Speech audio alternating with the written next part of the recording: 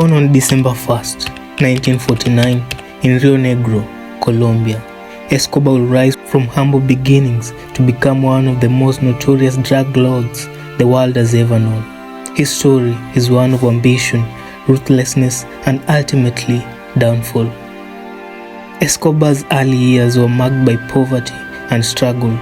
Raised in the slums of Medellin, he experienced firsthand the harsh realities of life in Colombia. Determined to escape poverty, Escobar turned to crime at a young age, engaging in petty theft and street hustling to make ends meet. But it was in the world of drug trafficking that Escobar would find his true calling.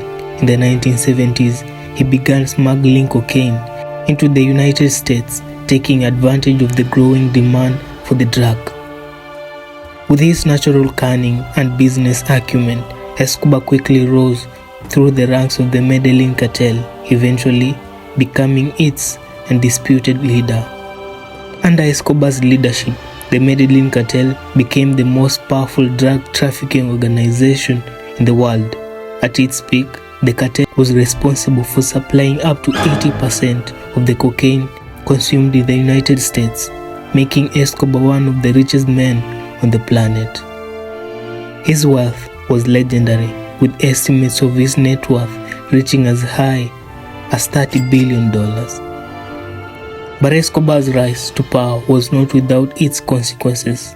The violence and corruption that accompanied the drug trade left a trail of destruction in its wake, tearing apart the fabric of Colombian society.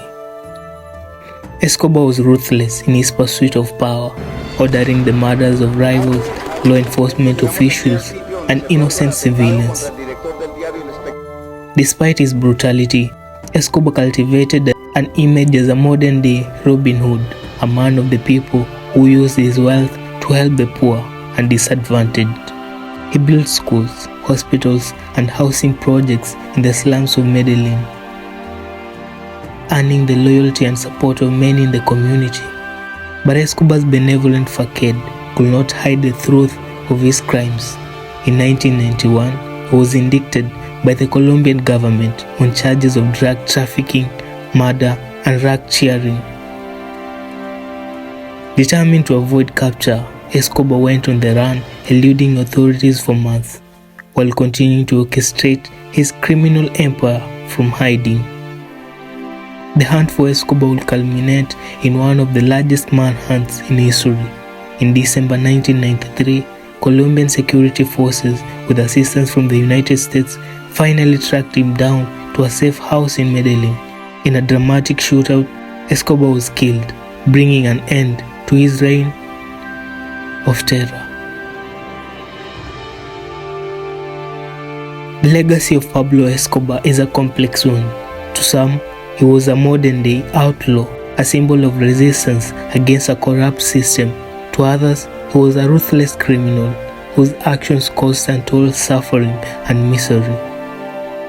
Whatever in one's opinion, there is no denying the impact that Escobar had on the world, both during his life and in death. In the years since his demise, Escobar has become a larger-than-life figure, immortalized in books, movies, and television shows.